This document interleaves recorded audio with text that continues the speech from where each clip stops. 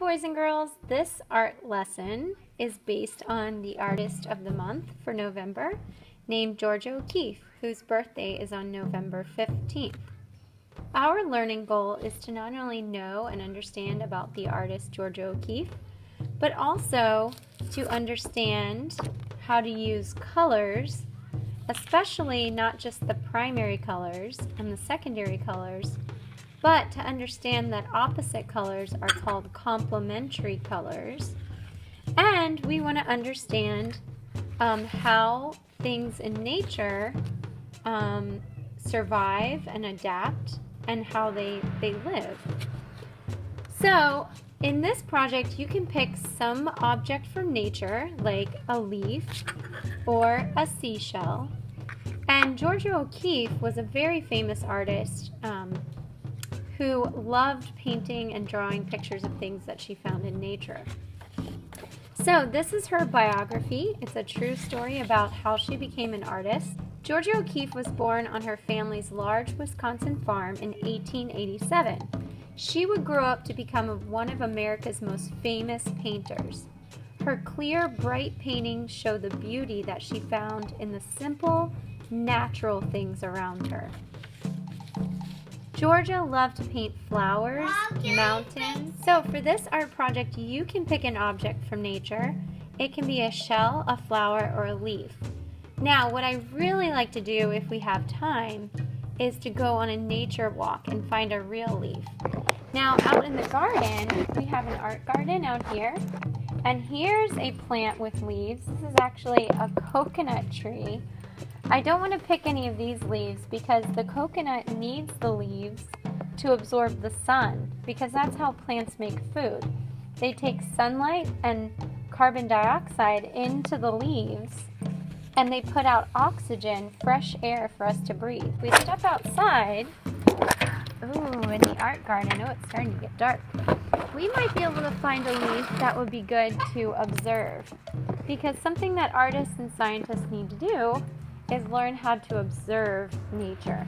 Now, if I see any cool leaves on the ground, maybe we could pick them up.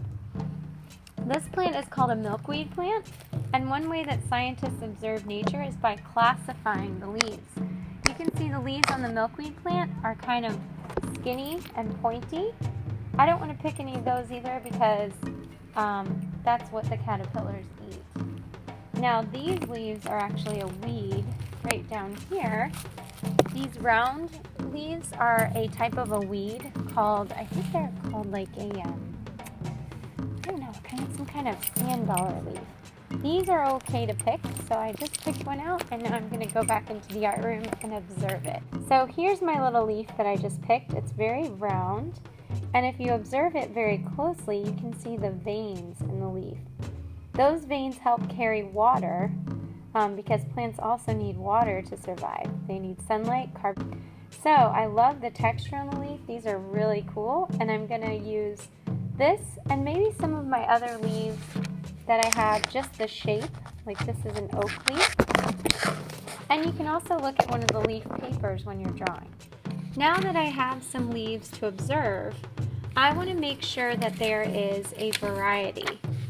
Variety is right here. It's an assortment of lines, shapes, colors, or other elements of art in the work of art. So I don't want to use the same leaf over and over. I want to draw a variety of leaves on my paper. Now, you can actually even trace some of the paper leaves, but they don't actually have all the veins and texture that you're going to need to add. So I'm going to get a piece of paper, and I'm going to start in my sketchbook. But you can start on white paper as long as you use pencil first. I'm going to start with, I love maple leaves. This leaf is gigantic. That would take up my whole paper. You could overlap more than one type of leaf, but I'm going to get the maple leaf first. And first I'm just going to trace over the shape.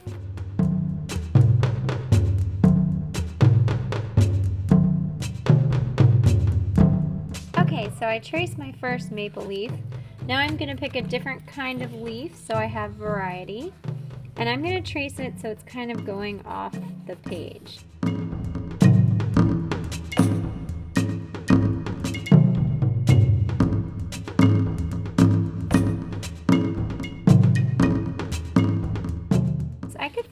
more right here. Like if I wanted to trace this little one right along the edge here. Now this one has a little dot in the center. It looks kind of like a flower. So you could do all flowers or you could do leaves, but we want them to be big and we want to fill up the whole space. And since I put one of the little ones up there, I want to create balance by putting another one down here. So now I've created something called balance. Now I'm ready to get my oil pastels. Now this project, it's really important to understand about color. Artists use something called a color wheel to help them see what colors to use in their artwork. Now the colors that we have to learn, first of all, another name of color is called a hue. All of these colors on the color wheel are hues. Now you should already know the primary colors. There's 3, red, yellow, and blue.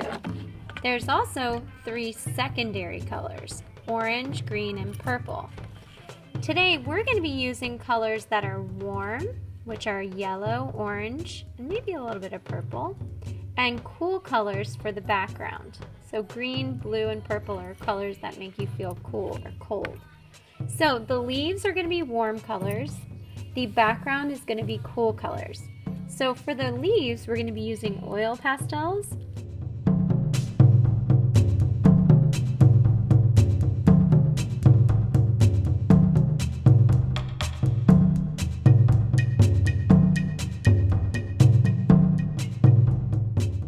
Now, if you've never done this with oil pastels are made out of oil. A really cool thing to do is to actually mix the oil pastels with your finger. And you can't do this with crayons, you can't do this with markers, only with oil pastels, and that's why I love them so much as a medium. Medium is another word for the tool that you're using. So I'm blending it. Oh, I love the way that looks. Now I can use another warm color, orange.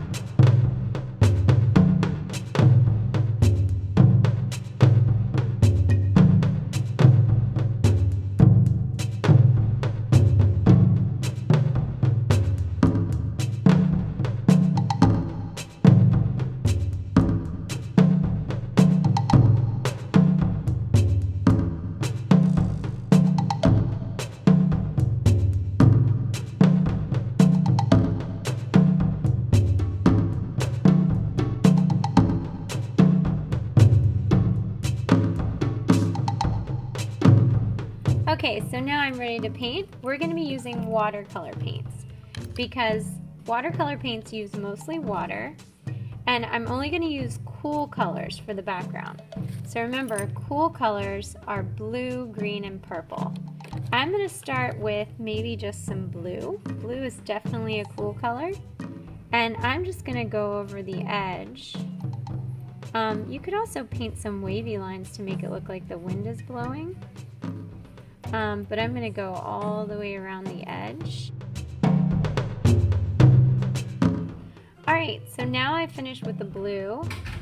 Then I added purple around the edge. I'm not going to add any green. Green is also a cool color, but I'm worried about the green mixing with the purple and turning brown. So why don't you just pick 2 cool colors? So you could do purple and blue like I did, or you could do blue and green. It's up to you. But after I finish adding the purple, I'm going to fill in any extra spaces left with blue. And then I can write my name on it, put it on the drying rack, and I am all finished. And it looks amazing. So I can't wait to see how awesome your leaf or your seashells look. Remember, we're studying variety and George O'Keefe, who loves nature almost as much as I do. So good luck. I can't wait to see how they turn out. These are warm and cool leaves.